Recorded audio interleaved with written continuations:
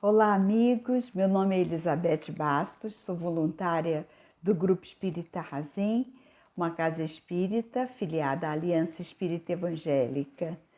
Estamos nesse momento de pandemia buscando a serenidade através da oração, através das preleções evangélicas, interpretações do Evangelho de Jesus que nos ajudam enormemente nas nossas dores.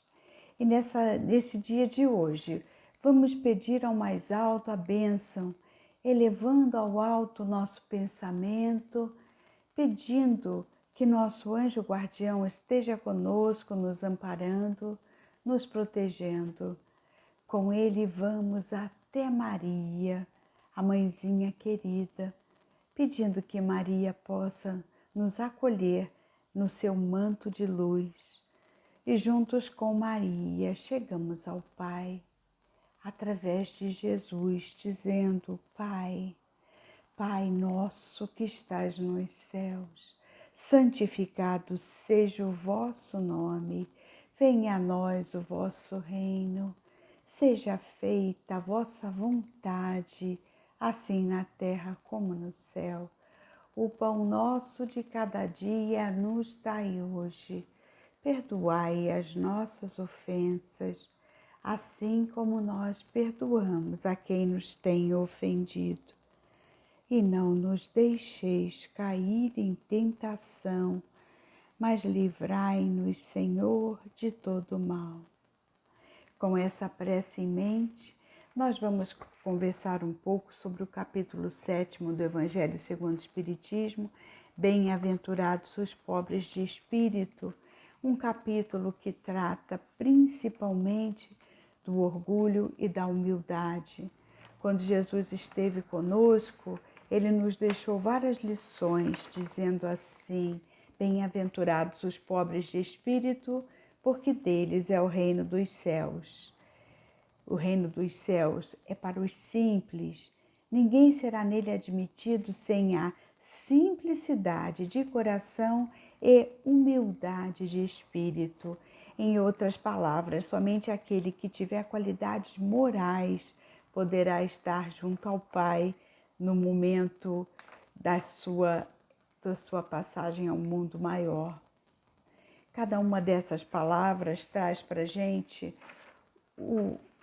a necessidade de tratarmos em nós do nosso orgulho, do nosso egoísmo, mas do nosso orgulho principalmente, porque nosso orgulho faz com que a gente tenha alguns sintomas que muitas vezes nós nem percebemos no cotidiano, nas lides com outras pessoas, vão aparecendo de nós esses sentimentos que, se não atentarmos para eles, estaremos sendo bastante orgulhosos.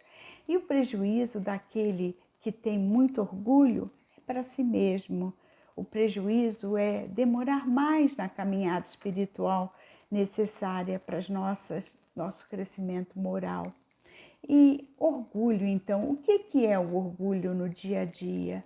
É o amor próprio ferido, a gente se contraria por pequenas coisinhas, a gente reage explosivamente quando criticado, me faz querer que as nossas próprias ideias sejam as ideias admitidas, não aceitar os próprios erros, não aceitar diálogo, julgar severamente os demais, mas a mim mesma me julgo melhor.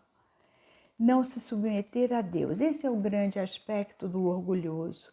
Questionar a Deus sobre a vontade dele, sobre aquilo que nos acontece. Esse é um dos momentos de perda de fé mais importantes.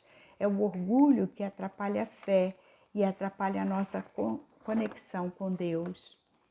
Menosprezar as ideias do próximo, ao ser elogiado por qualquer motivo, sentir reforço na sua posição pessoal e buscar disso o fortalecimento para continuar como era. Dar demasiada importância à posição social e ao prestígio social que tem. Não admitir se humilhar à frente de ninguém, achando ser fraqueza ou falta de personalidade. E ao dialogar com o próximo, sempre se achar superior, não fazendo a boa impressão sobre as ideias do outro. No entanto, o que Jesus nos aconselha é sermos humildes. E ser humilde é ser despretensioso, conformado, resignado, ser simples, submisso, respeitoso, reservado, comedido, moderado e sóbrio. É bastante difícil. Jesus nos dá alguns exemplos de como fazer para que nós possamos, na prática, ser esta figura mais humilde, que merece mais ser convidada do que o orgulhoso. Dentre os exemplos de Jesus está, quando ele aconchegou aquela criança, dizer que aquele que não se faz pequeno como um menino não entrará no reino dos céus. É o exemplo da criança, né? Como a simplicidade, como a humildade. Aquele que quiser ser o maior, que seja o que vos sirva.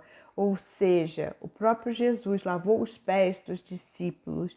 É aquele que serve, que é o maior. Para quem quiser se exaltar, será humilhado. E quem se humilhar, será exaltado. Ao ir a uma boda, sente-se nos últimos lugares, para que quem te convidou te chame a sentar mais próximo. E não ao contrário, sentar-se na primeira fila e ter o desconforto de ser solicitado a se mudar para um lugar mais atrás. Então, na nossa prática, tem várias coisas que nós identificamos como sendo exemplos de humildade, de simplicidade.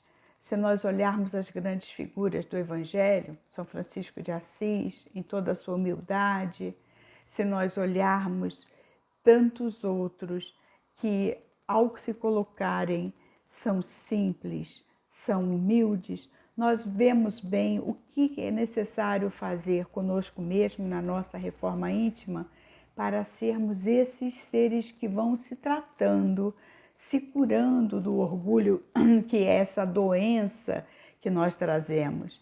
Muitas e muitas vezes não sabemos a origem da nossa postura orgulhosa. Na presente existência, olhamos ao redor e não vemos razão para isso, mas sabemos muito pouco sobre nossa vida de espírito. Sabemos que temos muitas encarnações e que muito podemos ter errado em atitudes orgulhosas contra o próximo. Por isso, essas atitudes ainda moram conosco. Nossa primeira reação ainda é orgulhosa, mas a reforma íntima, a que somos convidados agora a dar importância, a olhar para dentro de si, a procurar itens que devam ser melhorados, é a reforma íntima que agora nos dá a força, a fé, a confiança para olharmos para dentro de si. Toda reforma vem de dentro para fora. Os estímulos que estão na encarnação, do lado de fora, as dúvidas, as circunstâncias dolorosas, são todos impulsos que nos ajudam a olhar para dentro e a refletir como eu estou me colocando sob o ponto de vista da humildade. Tenho sido orgulhosa? Não tenho conseguido olhar para o outro da maneira como ele seja meu irmão verdadeiramente? Quais são os aspectos ainda tão negativos que eu trago comigo e que, de repente, quando estou distraída, esses aspectos aparecem? A distração deve ser momento de reflexão. Se eu agir assim, é porque isto está instintivamente comigo. Deixa eu pensar um pouco se eu tenho como refrear esses impulsos e não fazer com que a minha atitude orgulhosa seja aquela que prevalece. Em muitos exemplos do Evangelho, Jesus esteve conosco e nos deu as bem-aventuranças. as lições pelas quais nós devemos nos pautar, sabendo que nós estamos numa esfera evolutiva, a Terra é um local de evolução, que nós estamos aqui diante desses compromissos que temos de melhoria de nós mesmos e de melhoria coletiva de todos os que estão ao redor desta Terra tão enorme, este mundo tão grande, com tantos países, culturas diferentes. No entanto, é esperado que nós possamos crescer todos juntos. Eu não posso crescer sozinha e deixar para trás os meus irmãos. É necessário que a atitude seja uma atitude constante para que, pelo exemplo, pela palavra, pela mão amiga que se estenda para o outro irmão necessitado, por esses dados, por esses impulsos mais amorosos, mais caridosos, eu consiga assim deixar uma marca maior ao meu redor, uma marca que vai sendo expandida na medida em que outros vão fazendo da mesma maneira. Essa então é a lição de Jesus de hoje. Bem-aventurados os pobres de espírito. Pobres de espírito não são aqueles que são pobres na matéria, mas sim aqueles cujo espírito ainda não se evoluiu, espírito ainda não cresceu para as virtudes que são esperadas de nós.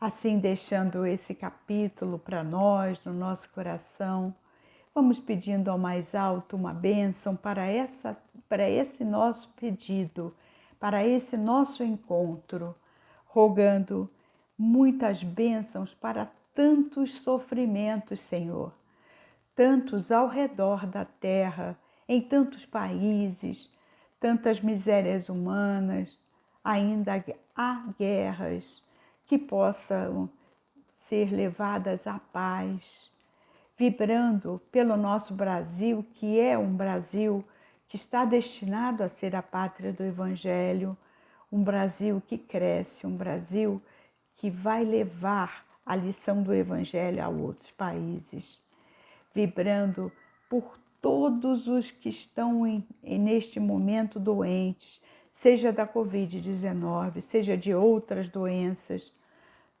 pedindo ao mais alto que as correntes médicas, as correntes de saúde possam auxiliar, inspirando os médicos da terra para que possa ser feito o melhor por aquele que sofre, vibrando também por todos os que estão na linha de frente do combate ao Covid, todos aqueles que estão nos postos de vacinação, vibrando vacina para todos, vibrando por todos os médicos e todas as pessoas que trabalham nos hospitais e ali estão vivenciando o leito de dor de nossos irmãos, que possam ter muita coragem, fé, confiança e que possam auxiliar os necessitados.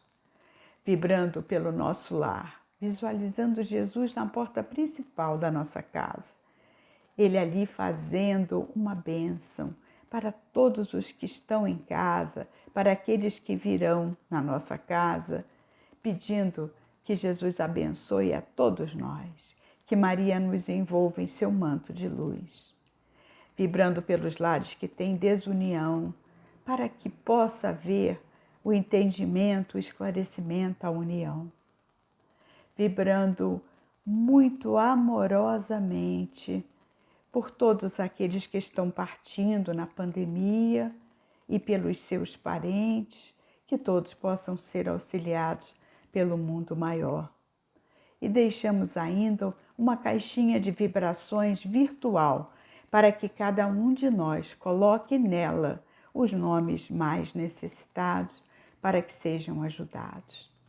E assim, agradecendo, vamos encerrando este Evangelho no Lar de hoje, dando muitas graças ao Pai e pedindo o nosso fortalecimento, pedindo que possamos estar com Jesus no coração, com fé, com harmonia interior, que possamos ter o equilíbrio necessário para lidar com todas as situações que estão acontecendo na matéria, que possamos ser muito caridosos e que possamos, assim, estar fazendo um elo de ligação do nosso espírito com o Pai Maior, aprendendo e evoluindo. Que Jesus esteja conosco hoje e sempre. Graças a Deus.